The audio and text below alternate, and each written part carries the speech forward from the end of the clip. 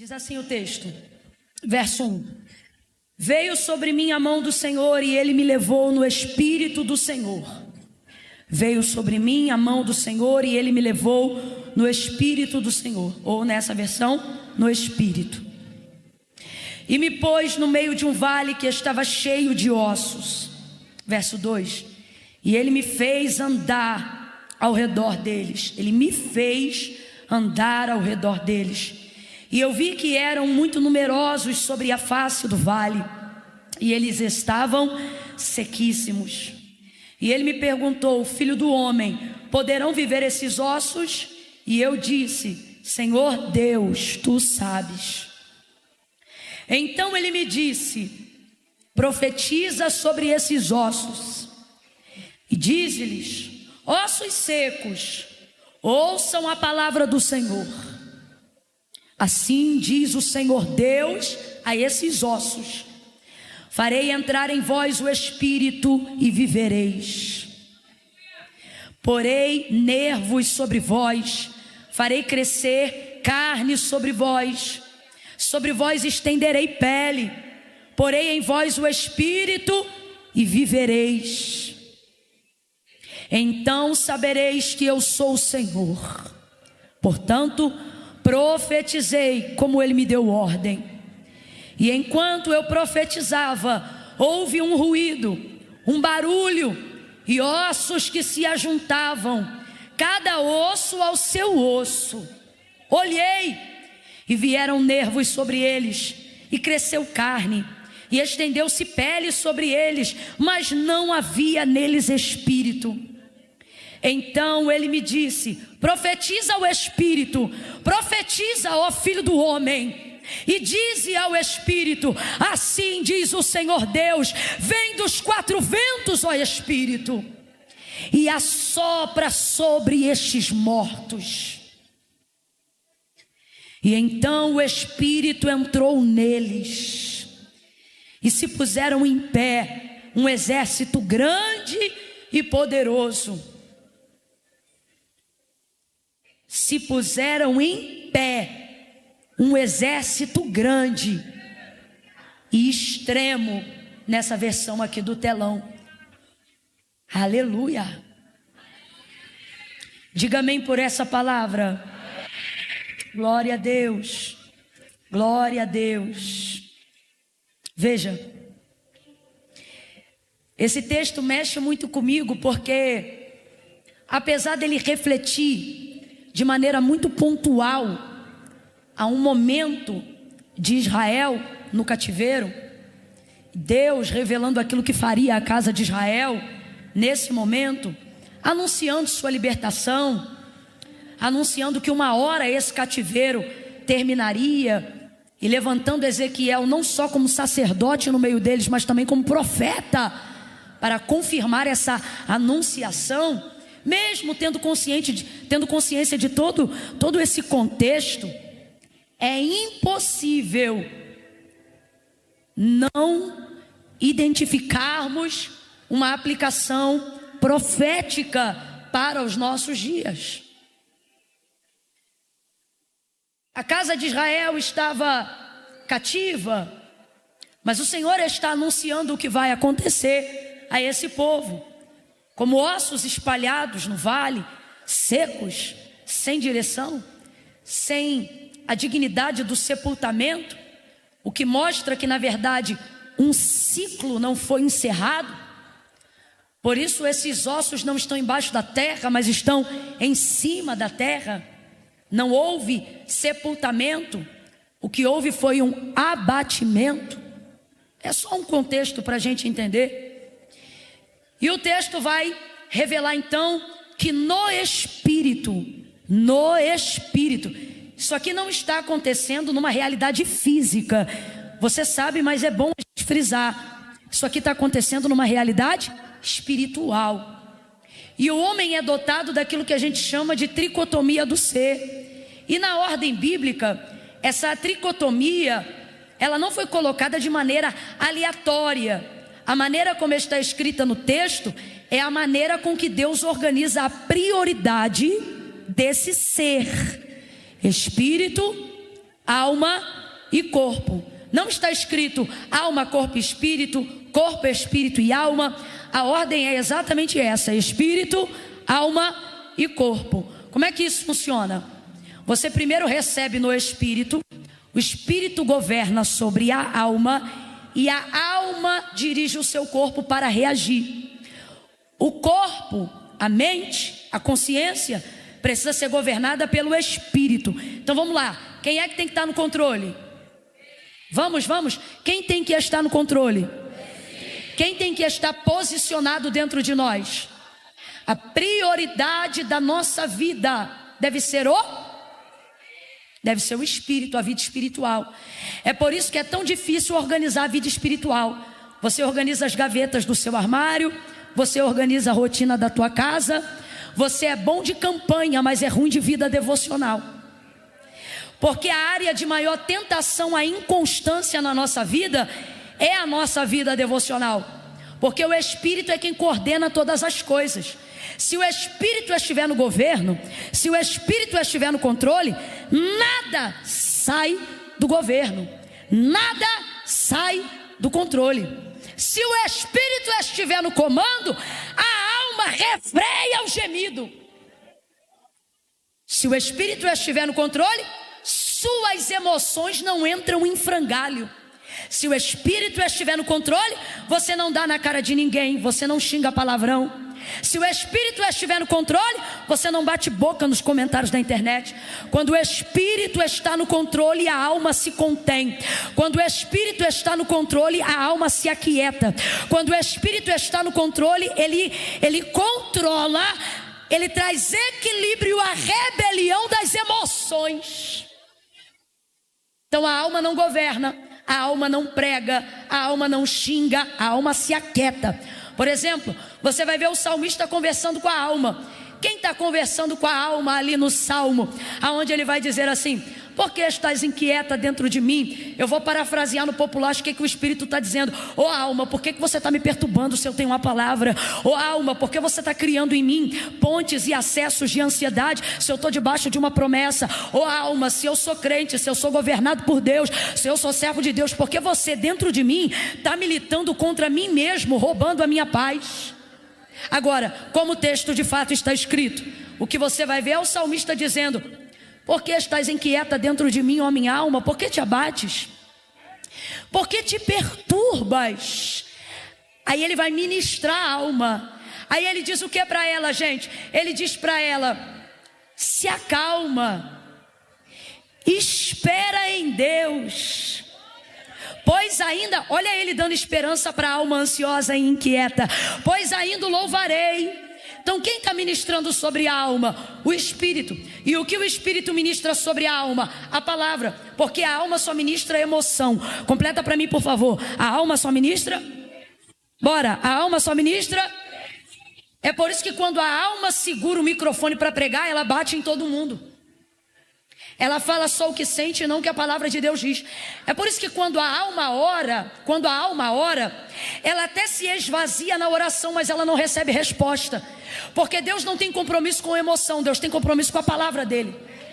Se você perceber por que as orações dos antigos eram respondidas com tanta agilidade, com tanta pressa, você vai perceber que por mais que eles estivessem esmagados na alma, eles tinham a emoção sob controle, o que dava a eles capacidade de orar a palavra e não orar o que a alma sentia. Vou te dar um exemplo.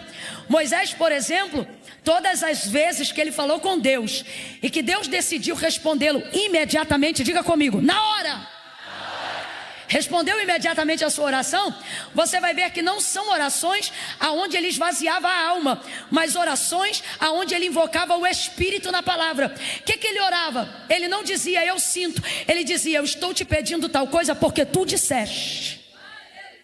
Orava a palavra. Então o que o Espírito ministra? O Espírito ministra a palavra. Se o Espírito se move pela palavra, se ele vive na palavra, se ele é a manifestação da palavra, qual é a única maneira do Espírito ter o governo e o controle da minha vida? Apenas se eu tiver conhecimento da palavra. Porque almas não estão sendo ministradas Porque falta governo do Espírito. E por que falta governo do Espírito? Porque falta vida espiritual. E por que falta vida espiritual? Porque falta vida devocional. Será que você não percebe que sua vida já não cabe mais as demandas de tudo que você tem para fazer e as revelações que Deus te deu acerca do futuro, até do teu ministério, da tua descendência, da tua casa? Será que você não percebe que isso já não cabe mais em 15 minutos de devocional por dia? É por isso que ao longo do dia você está ansioso. É por isso que mesmo depois de ter orado, você ainda fala besteira. É por isso que mesmo depois de tomar a Santa Ceia, você ainda é perturbado emocionalmente. É por isso que mesmo depois de, ainda que atrelado ao rol de membros de uma igreja, você está descontrolado emocionalmente, porque você quer tirar a vida espiritual da prioridade da sua vida. Agora veja como isso é louco. O que a palavra de Deus vai dizer para a gente sobre Deus? Numa característica intrínseca de quem Deus é. Deus é Espírito. Não é isso que a palavra de Deus diz? Então complete para mim, para eu ter certeza que tu está acompanhando o raciocínio. Deus é... Vamos lá, Deus é... São palavras do próprio Cristo. Deus é Espírito. São palavras dos próprios discípulos. Deus é Espírito. E convém então que todo aquele que o adore, todo aquele que fala com Ele, todo aquele que o deseje, faça isso em... Tem a parte que é também em verdade, mas é prioritariamente em... Bora! É prioritariamente em...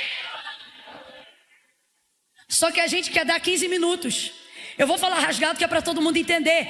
Queremos tudo de Deus. Sabemos que Deus tem o controle de tudo. Queremos que Deus cuide dos anos da nossa vida. E estamos entregando míseros minutos de alimentação espiritual. E com o passar dos anos, parece que espiritualidade e religiosidade viraram a mesma coisa. Aonde as pessoas não querem mais exercer disciplinas espirituais, porque afinal, veja, aquilo que nós vivemos aqui, meia hora atrás, uma efusão espiritual, debaixo de um mover sobrenatural, pulando, dançando, celebrando, vibrando, uau, isso é maravilhoso. E nós não oramos nem mesmo 15 minutos para que isso acontecesse. Mas pode ter certeza que se isso aconteceu, alguém orou um pouco mais. E por que isso acontece? Porque o Espírito precisa estar no controle. Agora, se não somos espirituais, como ouviremos Deus? Como falaremos com Deus? Como aquietaremos a nossa alma? Como que o nosso corpo terá reações que convergem com aquilo que Deus quer que nós façamos? A visão e todas as maiores revelações que mudaram o futuro. Completa para mim, por favor. Visões e revelações que mudaram visões e revelações que mudaram todas elas não foram entregues num culto enquanto alguém pregava, elas foram entregues no Espírito, enquanto alguém estava a sós com Deus.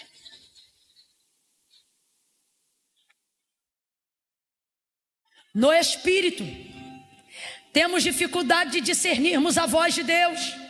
Camila, eu estou orando e eu sinto tal coisa. Camila, eu estou orando e eu vejo tal coisa, mas eu não sei se é Deus ou o diabo, como se a voz deles se assemelhassem. Jesus disse: minhas ovelhas conhecem a minha voz e me obedecem. Mas por que não estamos discernindo a voz de Deus?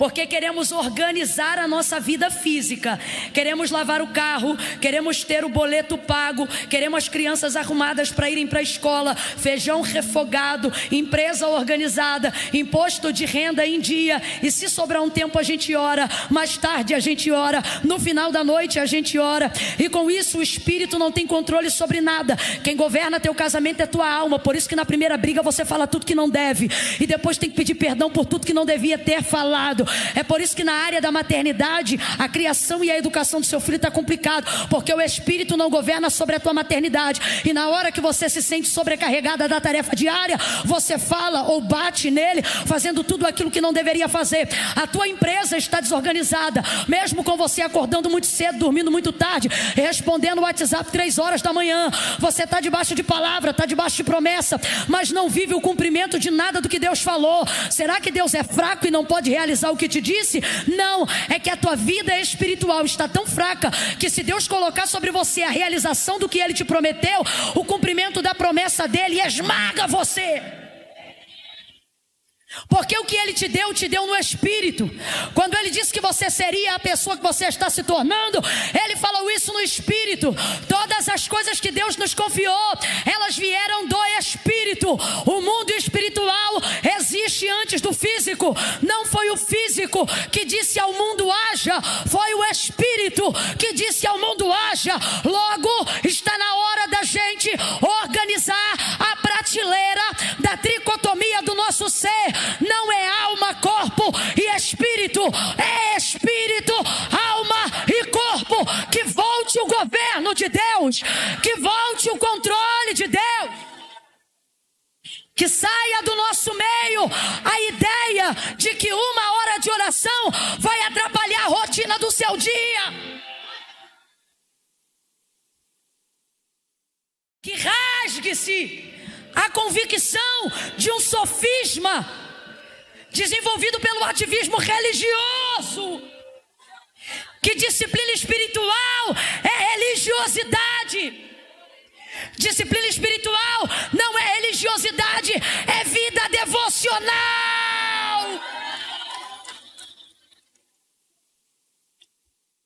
Você está terceirizando um poder que recebeu prioritariamente. O Senhor aparece. E essa revelação extraordinária, ela é dada a Ezequiel no Espírito. Grita após mim, igreja. Ela é dada a Ezequiel no? Ela é dada a Ezequiel no? Tudo que Deus tem para fazer na sua vida, se não começar no seu espírito, não começará em lugar nenhum. Agora, Camila, como eu me movo pelo Espírito? Como as coisas tangíveis e físicas da minha vida passam a existir pelo Espírito? Gênesis 1, o texto vai dizer assim: no princípio, a terra era sem forma e vazia. O Espírito, quem está comigo, diga amém. O Espírito de Deus se movia sobre a face das águas, ou do abismo que estava em densas trevas e profundas águas. No princípio, a terra era sem forma e vazia, e o Espírito de quem? Bora, de quem? Espírito de Deus se movia, mano. É o Espírito de Deus. Então vou perguntar para você pela terceira vez: quem está se movendo? O Espírito de quem? De quem? Duas verdades no princípio. Primeira, não há densas profundas de trevas, de caos, que o Espírito de Deus não tenha liberdade para si. Do Senhor é a terra, a sua plenitude, o mundo e aqueles que nele habitam. Para que essa ideia de dizer, isso sim é religiosidade. Deus não entra ali porque ali é casa disso. Deus não entra ali porque ali é tráfico daquilo. Deus está dizendo, me movo aonde eu quero, na hora que eu quero, do jeito que eu quero. Porque do Senhor é a terra, a sua plenitude, o mundo e aqueles que nele habitam. Sem forma, vazio, um caos em trevas, mas o Espírito de Deus estava presente e não estava parado. Eu vou falar de novo: estava presente e não estava parado. Estava presente e não estava parado. Estava presente e não estava parado. Presente, mas não estava parado. Todavia eu tenho que ser honesto ao texto. E o texto diz que o Espírito de Deus está presente, está se movendo, mas não está fazendo nada. Ele está presente e está se movendo, mas não tem sol. Está presente e está se movendo, mas não tem ordem. Está presente e está se movendo, mas não tem lua. Está presente e está se movendo, mas não tem terra. Está presente e está se movendo, mas não tem estrela. Está presente e está se movendo, mas ainda não tem nada. Continua caos. Está presente e está se movendo e o caos não muda. Está presente e está se movendo e as trevas não saem. Eu quero que você entenda isso. Por que é importante entender isso? Para você compreender como que se organiza a vida espiritual. O mesmo meio pelo qual Deus quer se mover na gente é o mesmo meio pelo qual Ele mesmo se move em si. Eu vou repetir: o meio pelo qual Deus se move na gente é o mesmo meio pelo qual Ele se move em si próprio. Explica, vou explicar. Está presente, está se movendo, mas não muda nada. Porque mover sem palavra não muda nada. Pode ser mover de Deus, pode ser mover do Espírito de Deus, na inocência, na pureza, na vontade, no desejo. Mas se não tiver palavra, não muda. Está presente, está se movendo, mas não muda nada. E quando é que tudo começa a mudar? Quando é que as coisas começam a serem transformadas? Quando o texto diz: e disse Deus. Agora eu te pergunto: um Deus como o nosso Deus precisa falar para as coisas existirem?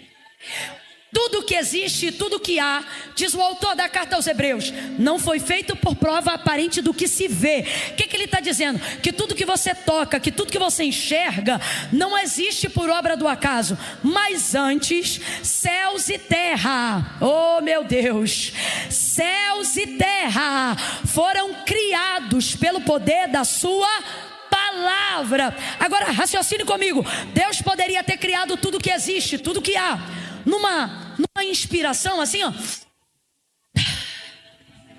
Podia ou não podia?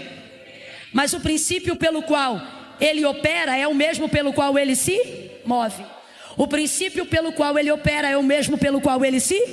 para que nós aprendamos a nos mover nele. Então veja, tu pode estar aqui hoje, tu pode rodar, tu pode pular, tu pode viver a efusão do Espírito. Se isso for destituído de uma palavra, o Espírito não terá o poder de trazer a realidade das coisas que você precisa viver na sua vida. Aí o texto vai dizer: e disse Deus. Quando o texto diz e disse Deus, haja luz, você conhece. O que que houve? Bora! O que que houve? O que que houve? Então veja, tem Espírito, tem mover, mas não acontece nada. Porque mover não traz palavra, mas palavra... Ei! Oh meu Deus, eu estou sentindo é a primeira vez que eu te peço isso nessa noite. Pega na mão do vizinho, não pede licença não, sai pegando. Pega a mão do vizinho aí, pega a mão do vizinho. Pega a mão do vizinho e diga assim: você, diga, você está debaixo de palavra. Sacode ele e diz assim, ó: libera a palavra, libera a palavra, libera a palavra. Ei, você consegue abrir a boca aí agora e dizer as coisas que Deus já te disse? Você consegue dizer: eu ainda serei uma pregadora, eu ainda serei um evangelista, você consegue dizer isso? Porque você não irá além do que não tiver coragem de dizer. Repita as palavras que Ele já te disse. Isso fará de você um profeta que traz mover pela palavra. E disse Deus: haja luz, e houve luz. E as coisas começaram a acontecer. As coisas começaram a acontecer. Aí você diz: Camila, mas eu não tenho essa fé. Deus está dizendo: pensa na fé depois. Primeiro recebe a palavra, entroniza a palavra, lê a palavra, acredita na palavra, profetiza a palavra, recebe a palavra. Escute. Quando Deus disse assim, ó: haja luz. Deixa o som assim o tempo todo, é de Deus o som assim o tempo todo. Quando Deus disse, haja luz, quem foi que disse amém? Quem foi que disse, eu creio? Quando Deus disse, haja luz, os anjos fizeram um coro e disseram, assim seja. Responda com inteligência, não vem na emoção não, vem na palavra. Houve manifestação de fé em Gênesis 1 para que houvesse manifestação de mundo? Houve, gente? Alguém disse eu creio? Alguém disse eu recebo? Alguém disse assim seja? Porque nunca haverá fé sem antes primeiro haver, porque a fé vem pelo e o ouvir dá. Então quando você diz, Camila, eu estou me sentindo sem fé, não, você está sem texto, você está sem Bíblia, você está sem leitura. Porque se tiver leitura, se tiver Bíblia, se tiver aplicação, olha para esse vizinho aí e diga, vai ler, vai ler. Ah, Camila, mas eu me alimento no YouTube. Ótimo, então hoje tu não vai jantar não, tu vai botar um vídeo de comida na internet, e quando passar a receita, eu quero que você se sinta saciado sem ter colocado comida na boca. Vai com essa conversa piada pra lá, abre o livro, medita nele de dia e de noite, e você terá uma fé inabalável. Você não está com falta de fé, você está com falta de Bíblia. Vai ler a Bíblia. Deus não tem obrigação, Deus nunca disse que se comprometeria com a nossa alma. Deus é Espírito, os adoradores o adoram em, e nós recebemos todas as revelações no. Se levantou um exército, completa para mim por favor. Se levantou um? Se levantou um? Você diz, eu preciso de um exército. Deus está dizendo, você só precisa de uma visão. O exército não levanta uma visão. Um exército que não sabe o que fazer não serve para nada. Mas um homem que sabe o que fazer levanta um exército para fazer tudo. Disse Deus, haja luz, e houve luz. Se moveu pela palavra, dia após dia. Tudo o que ele dizia ia acontecendo, porque como ele disse a Jeremias, essa é a verdade do nosso Deus. Ele vela para cumprir a sua palavra. Falaria e não cumpriria, diria e não faria. Porventura ele é homem para que minta, o filho do homem para que se arrependa? Essa palavra é digna de toda aceitação. Por que quando há destituição de governos, quando há desejo em alguém de extermínio de massas, esse é o livro mais procurado? Por que ninguém persegue o Pequeno Príncipe? Porque o Pequeno Príncipe não muda a sociedade. Por que ninguém persegue o Livro Vermelho? Porque o Livro Vermelho não afronta governos. Agora, quando Hitler decidiu exterminar uma raça, o primeiro livro que ele deu ordem para procurar na biblioteca foi o livro da capa preta, porque naquela época não haviam as cores e variedades que tem hoje. Por que se teme tanto esse livro? Porque a China não aceita esse livro, porque todo lugar que prega a anarquia odeia a Bíblia. Agora todo lugar que entende de reino e monarquia ama a Bíblia. A falecida rainha Elizabeth, ao receber Billy Graham em sua casa, vendo que ele era um homem de oração, o que ela dizia? Que ela temia mais o joelho de um homem diante de Deus do que um exército com arma apontado para a Inglaterra. Aqueles que entendem de reino, aqueles que entendem de poder, compreendem o poder desse livro. É por isso que tudo que é sistêmico, que quer instaurar libertinagem, anarquia e destruição, odeia e rechaça esse livro.